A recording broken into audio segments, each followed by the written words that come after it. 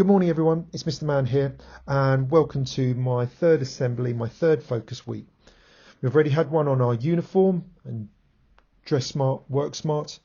Last week I focused on use of mobile phones, and this week, after a few incidents that have occurred during the course of the last week, I want to focus on the idea of kind words or no words.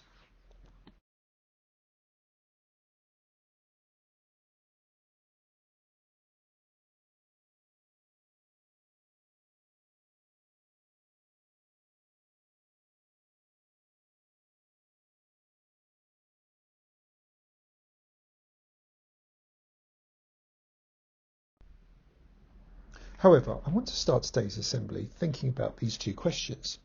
How many of you are expecting to fly in an aeroplane on holiday this summer? And the second one being, how many of you have flown in an aeroplane at some point in the past?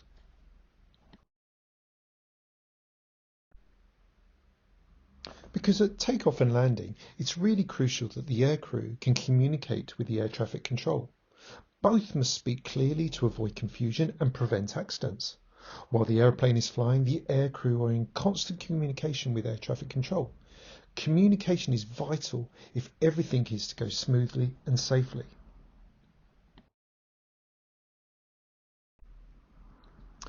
Today's assembly considers what we talk about and how it affects us and those around us.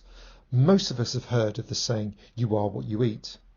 Well, it would be equally true to change it to, you are what you say.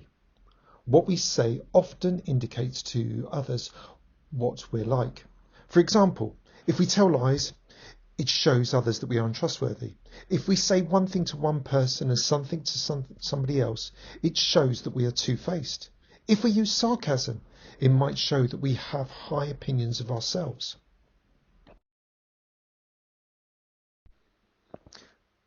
And then when we don't stop to think about what we're about to say, we can find that our tongues have a life of their own and get out of control. How tempting is it to gossip? As someone once said, great minds discuss ideas, average minds discuss events, and small minds discuss people.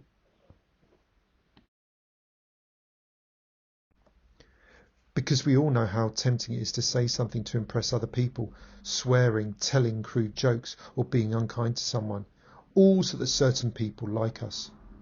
We also know how difficult it is to control angry words at times. As someone once said, I lose a piece of my mind when I give someone a piece of my mind.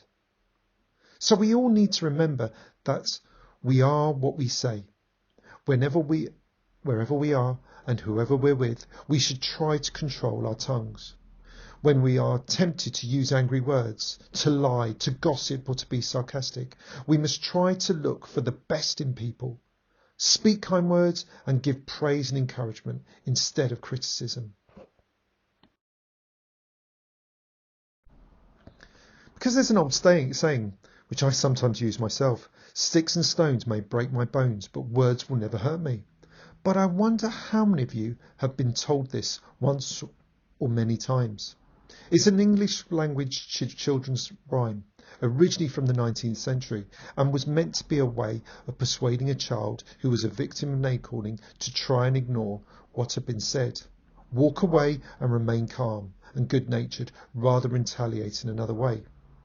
But it also got me thinking, though, about whether or not the second part of the rhyme is true. It says, but words will never hurt me. And I'm not sure about that. Are you?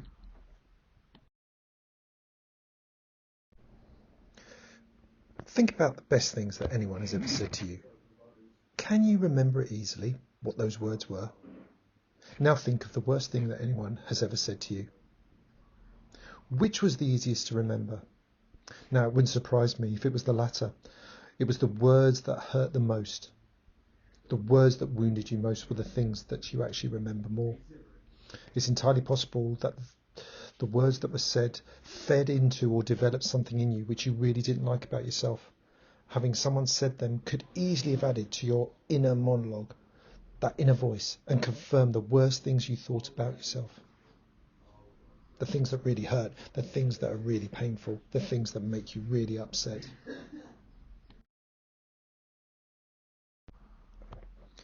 Our words carry enormous weight, don't they? They can stay with someone for years and mean that they feel horrible about themselves, or their self-esteem is damaged. Because words are a little bit like dropping a glass. You cannot stop it once you've dropped it. You can't do much about the mess that occurs afterwards. The best you might be able to do is clean up the broken pieces, but you can never put it back together again.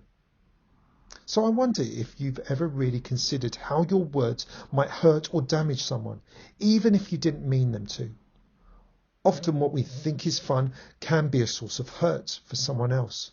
The way we respond to someone when we are tired, hungry or upset might have a greater impact on them than we really imagine.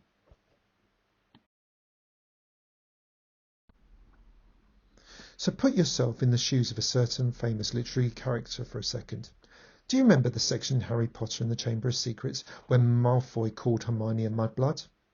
Malfoy's words were chosen on purpose to cause as much damage as possible to the person who was on the receiving end.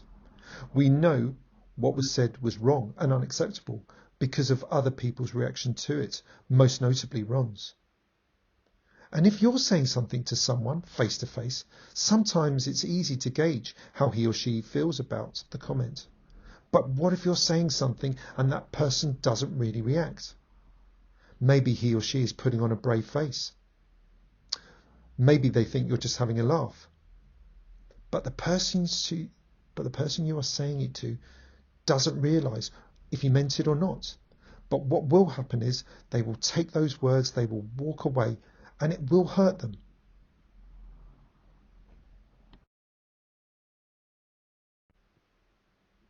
The same thing goes for sending a text message, a Snapchat, an email, something on Facebook or Twitter.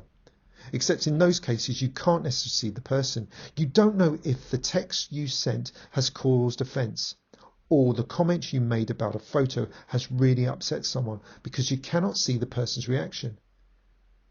It is so easy to write something and send it, partly because of the fact that you are not face to face with that person you've sent it to. So here's a little tip, and this goes for adults as well. Before you say what's going through your head, or send an email, text, comment, etc., think about it, or have a look back at it and ask yourself a couple of simple questions. Is it kind? Would I want to receive that message? Put yourself on the receiving end. Will it actually do more harm than good? And also, is it necessary? If the answer to both of the above questions is yes, then go ahead. Positive affirmation and words are also really powerful, but in a good way. If the answer to both of them is a no, then don't say or send it. That's obvious. And if the answer to one of them is a no, then you need to have a serious think about it.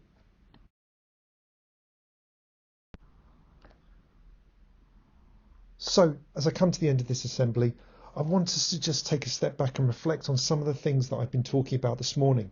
And I want you to consider a few things. Because it's so easy, isn't it, to say something in the heat of the moment, something that you've given little thought to, but has such a huge impact and can cause someone to take a long, long time to recover from. And I want you to consider those two questions before you decide to say something or write something or send something. Is it kind, and would I want to receive that myself? Because if the answer is no, then you might just save yourself and others a lot of heartache. Because you know what, as a school, we haven't got a place for that. And there are too many occasions in recent times where people have been thoughtless, have been unkind, have been cruel. And you know what? That's not right. That's not how we work here at Amory Hill School. And a message to all of you really, if you receive those kinds of messages, then we need to know about it as staff. You need to come and speak to your tutor, to your progress leader, to student services. And I tell you what, we won't be ignoring them. We won't be ignoring what you're saying. Because, as I say, it causes too much hurt, too much suffering, and it's not part of the society that we should be living in, and it's not part of our school community. And maybe, just maybe, I need to reflect more on that saying that I often use. because maybe it is true now that sticks and stones may break my bones, but words will often hurt me, and there shouldn't be any hurt in our school. So a lot to reflect on, everybody.